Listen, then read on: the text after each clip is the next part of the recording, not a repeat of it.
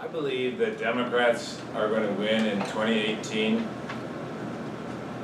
not because the Republicans are fumbling around and Democrats have good ideas, and also not because Republicans have ignored and trampled on many ethnic groups and Democrats represent all people, but because I do believe that Republicans have abandoned American values, and I believe that Democrats can build meaningful campaigns on traditional and strong American values. So I want to tell you a little bit about my wife's family. So my wife, his name is Jessa, and her mother's name is Ann, and Ann's father is John. You're going to have to remember all these names. John's father is Roy. So Roy Bowser grew up in Kansas City, Missouri in the 1920s. And if you were to ask Roy about values, he would say, well, it's hard work. That would be probably the first value Roy mentioned. He would say, well, it's keeping a clean house. And he would definitely say you have to provide opportunities for your children. Now, Roy was a Democrat because in those days the Democrats were the conservatives. They were the ones that, you know, didn't have all the crazy ideas. They were trustworthy. You could trust them to keep life the way it was. And I want to say that Roy Bowser was not a man that was free of prejudice. This was the Midwest in the 1920s, and he was not a man free of that, but Roy passed on a lot of really beautiful and good values to his son, John. Maybe one of the best things that Roy did was he married a really intelligent woman. Which, by the way, is a trick that I learned 14 years ago, so that's a good one to learn. John followed in his father's footsteps and married a smart woman. He met Wendy in college chemistry class. And Wendy was also hardworking, just being smart, and she worked so that John could go through medical school and become a doctor. And this couple became Republicans because at that time in history, the Republican Party represented some really important values, some righteous ideas, like the idea that democracy and capitalism were more powerful and more important than communism. This was a time when those were important things. They represented the idea that it would be better to teach a man how to fish than to give him a fish. At that time in history, this was a Republican value that was so strong. They were pillars of the community, you know. They were elders at the Presbyterian Church. John was a member of the Rotary Club. He's the kind of doctor that if you went into his office and you didn't have enough money to pay, John Bowser's capitalism would melt into charity. The values were still there, but they changed because these people were Republicans, and he learned all of his values from his father, but the intolerance that Roy had for parts of our society were things John couldn't tolerate. So if you can remember that time, the Republican Party was the party that was fighting for those people. So I believe that the values that we care about, we pass them on to our children, and we expect our children to remember them. And we know that our politicians will forget them.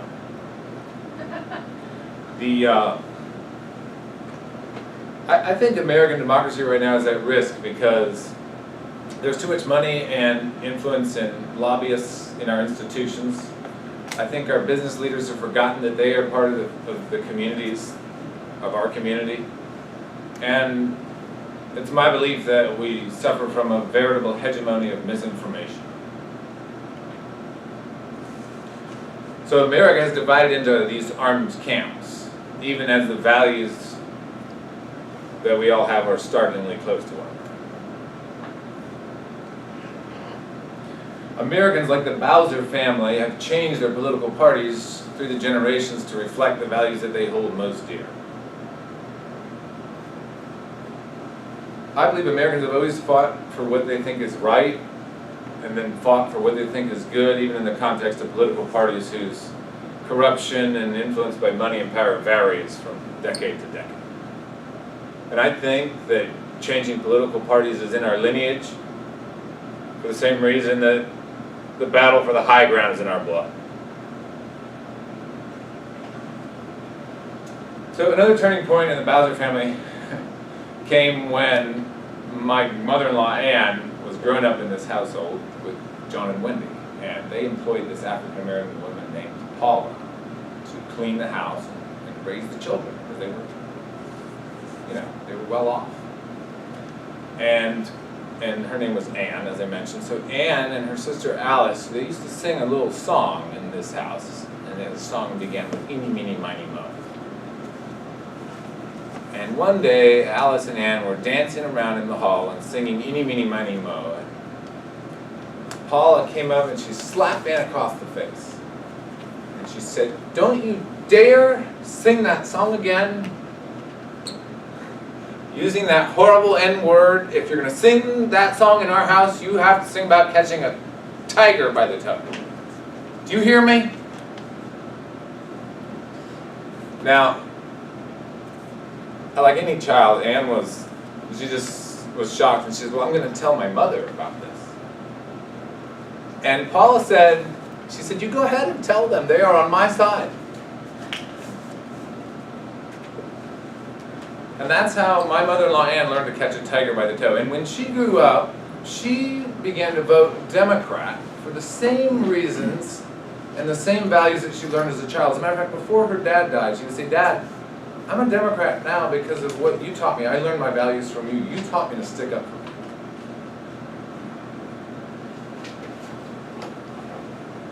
Now, I think the Democrats have stood up for minorities and for exploited people since that time. But, I don't believe we can build our campaign on a few bad Republicans. I think that the credit for the advances in civil rights in our country belongs to all Americans, including many Republicans who fought for what they believed in. As Democrats, we can never waver in our commitment to justice for all. When one person's rights, no matter how off the beaten track they are, when one person's rights are threatened, then I believe we all are someday, all of our rights are at risk, is what I believe. But I also believe, and this is sort of the key point for Democrats, I believe that Democrats have sometimes been guilty of undermining a key American value, and I think that that's something that Democrats need to recognize. And what I believe is that Democrats sometimes engage in a self-defeating celebration of immodesty. That's what I believe. A self-defeating celebration of immodesty, of self-indulgence, and of moral relativism.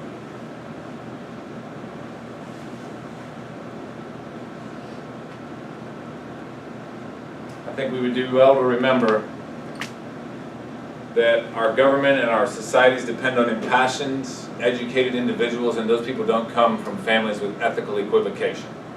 I think we do well to remember that the Founding Fathers, we do well to remember our Founding Fathers' traditional values as well as their revolutionary values, because America is an amalgam of those two.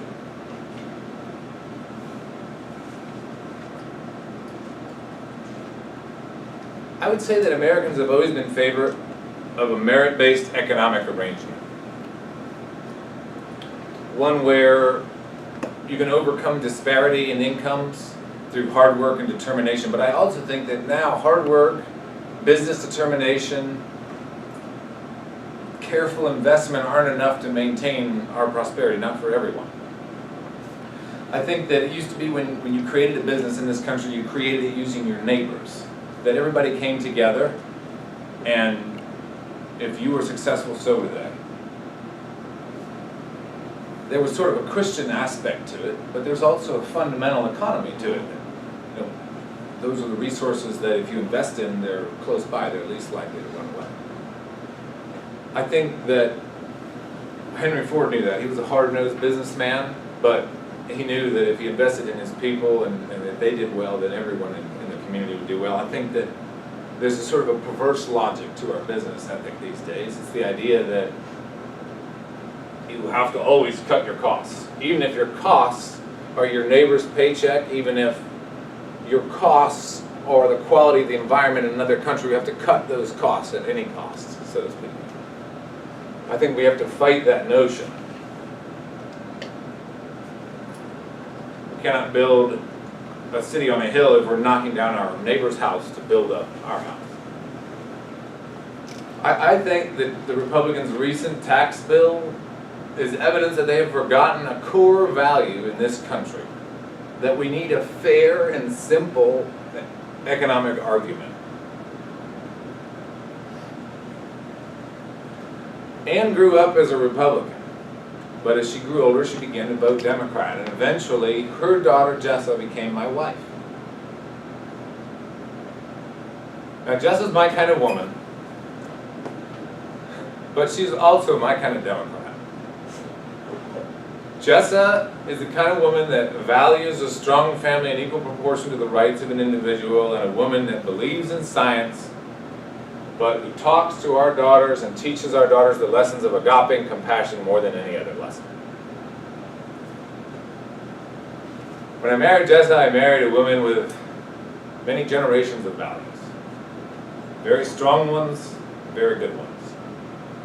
I believe that I would have made many mistakes if it's not for her. Jessa is my better half. And it's my belief that as Americans, our values are our better half. I believe that locked in our hearts is the belief that our governments can use truth as a currency instead of influence. I believe that our leaders can represent and embody our cherished values. And I believe that the love that we have for our democracy really does love us back. I believe that if we'll only participate in it, our democracy will love us back. Today, the Democratic Party must be the party that represents shared American values, must be the party that represents a simple and fair economic arrangement, understandable to everybody, and must continue to be the party that upholds the system of fairness and justice for individuals in this country. Thank you.